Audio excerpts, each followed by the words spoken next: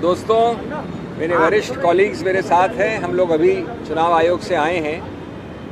विभिन्न कंप्लेंट्स थी। मैं 3-4 बिंदुओं को बहुत संक्षिप्त रूप से आपके सामने रखना चाहता हूं। पहला बिंदु है जो हमने कहा चुनाव आयोग को कि किसी परोक्ष रूप से साइलेंस पीरियड में जो चुप्पी रहने का समय होता है 48 घंटे चुनाव के पहले, उसमें कोई भी नहीं, चाहे कितना बड़ा लीडर हो, वो किसी रूप से सीधे रूप से या परोक्ष रूप से कैंपेनिंग नहीं कर सकता। हमें कोई आपत्ति नहीं है कोई व्यक्ति, कोई लीडर कुछ भी करे, मौन व्रत रखे या कैंपेन करे, लेकिन वो साइलेंस पीरियड में इनडायरेक्ट कैंपेनिंग नहीं होनी चाहिए। हमने ये कंप्लेंट रखी है कि माननीय प्रधानमंत्री ने जो घोषणा की है कि वो एक मौन व्रत में बैठेंगे 30 तारीख की शाम से। आप जानते हैं कि जो चुप्पी का समय है वो 30 तारीख की सुबह 7 बजे से लेकर 1 तारीख तक चलता है। ठीक उसके बीच में माननीय प्रधानमंत्री ने घोषणा की है। ये सीधा आदर्श संहिता का उल्लंघन है।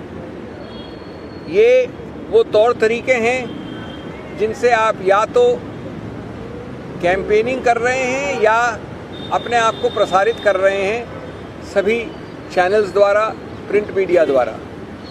हमने 2 बड़े सरल बिंदु रखे हैं चुनाव आयोग के सामने। या तो प्रधानमंत्री इसको मात्र 24-48 घंटे बाद शुरू करें, 1 तारीख की शाम को वो हर प्रकार का आध्यात्म मौन व्रत कर सकते हैं अगर वो चाहें तो।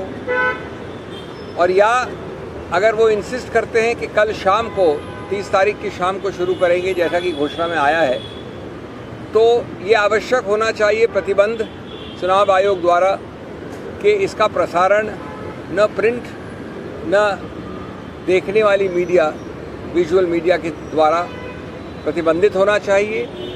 वो खुद कैंडिडेट हैं इस आखिरी चरण में। 55 करीब 55 के आसपास कॉन्स्टिट्यूएंसीज हैं और इस प्रकार का प्रसारण बिल्कुल नहीं अनुमति मिलनी चाहिए। हमारा दूसरा एक मुद्दा है संक्षिप्त में कि बड़े भद्दे, अभद्र, भर्त्सना योग्य बीजेपी फॉर इंडिया के औपचारिक ऑफिशियल हैंडल से इश्तिहार निकाले जा रहे हैं जिसमें धर्मों और समुदायों के बीच में सीधा वैमनस्य फैलाने का एक सीधा प्रयत्न नहीं है, सीधा वैमनस्य फैलाया जा रहा है। हमने एक इश्तिहार रखा बीजेपी फॉर इंडिया के हैंडल से जिसमें एक अल्पसंख्यक के पास जाकर वो आदमी किसी और के पास जाता है और कहता है, हिंट करता है कि हम आपका सामान लेकर उस अल्पसंख्यक को दे देंगे। और वो कांग्रेस के नाम पे चलाती है, बीजेपी फॉर इंडिया के हैंडल से कांग्रेस का नाम सीधा लेती है। ये झूठ ही नहीं, 75 साल इस देश में विभिन्न प्रधानमंत्रियों, विभिन्न पार्टी के लीडरों ने कैंपेनिंग की है। इस प्रकार से किसी सत्तारूढ़ पार्टी या किसी विपक्ष पार्टी ने ऐसी भद्दी अभद्र कैंपेनिंग नहीं की है। ये संहिता का, चुनाव का जो एक्ट है, रिप्रेजेंटेशन ऑफ पीपल्स एक्ट, संविधान के सब जो मूल तत्व हैं, सब चीज़ों का उल्लंघन है, डूज एंड डोंट्स का उल्लंघन है। इसमें भी तुरंत प्रतिबंध लगना चाहिए। तीसरा बिंदु जो हमने रखा चुनाव आयोग के सामने वो है डॉक्टर्ड वीडियोस का। जब कोई और थोड़ा सा भी अनजाने में भी अगर फेक वीडियो या डॉक्टर्ड वीडियो चलाता है तो हमने देखा है कि कंप्लेंट्स होती हैं, चुनाव आयोग तुरंत एक्शन लेता है। कई बार गलत फेक कंप्लेंट्स की हैं सत्तारूढ़ पार्टी ने। हमने उनके समक्ष एक कंप्लेंट रखी है जिसमें कि सीधा राहुल गांधी के भाषण को विकृत किया गया। राहुल गांधी ने आप लोगों के सामने उस भाषण में, उस रैली में 3 बार हिंदी और अंग्रेजी में दोनों बार कहा कि आप नोट कर लीजिए कि 4 तारीख के बाद इस देश में प्रधानमंत्री के पद पे नहीं रहेंगे। इनको टाटा बाय बाय, इनका राजनीतिक पूरा जो पद है वो खत्म हो जाएगा। उसी वीडियो को उसी भाषा में चलाकर एक बहुत बड़े बीजेपी भाजपा के समर्थक ने, जिसके 66,000 व्यूज़ हैं, उसमें सिर्फ 2 शब्द बदले और कहा कि राहुल गांधी कह रहे हैं कि 4 तारीख के बाद प्रधानमंत्री मोदी ही आएंगे। ये अगर दुखद नहीं होता तो मजाकिया होता कि राहुल गांधी उस रैली में कह रहे हैं कि 4 तारीख के बाद माननीय प्रधानमंत्री वापस सत्ता में आएंगे। इस प्रकार के जो प्रयत्न हैं जिससे कि आप फैलाना चाहते हैं, इस पूरे देश में मिथ्या प्रचार करना चाहते हैं, ये भर्त्सना योग्य हैं। और अंतिम बात मैं कहूँगा, एक बड़े जाने माने रिपीट ऑफेंडर है, सीरियल ऑफेंडर कहूँगा उनको, इन मामलों में सीरियल किलर कहा जा सकता है।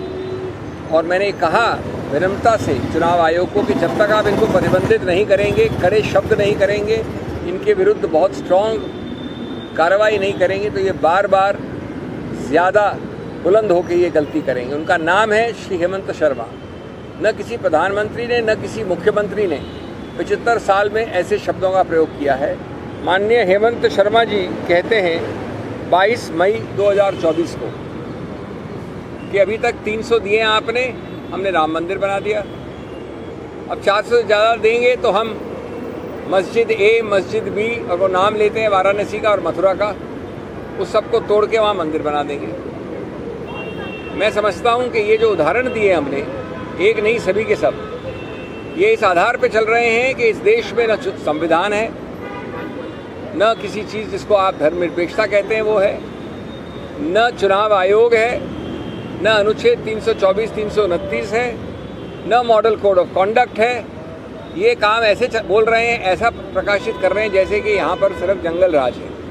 इसलिए ये आवश्यक है कि तुरंत बिना डिले के, और वो हम सब जानते हैं कि ये विंडो बहुत छोटा होता है, आप तुरंत एक्शन नहीं लेंगे तो उनके सब दुष्प्रचार का फ़ायदा वो उठाएंगे। ये हमारा था।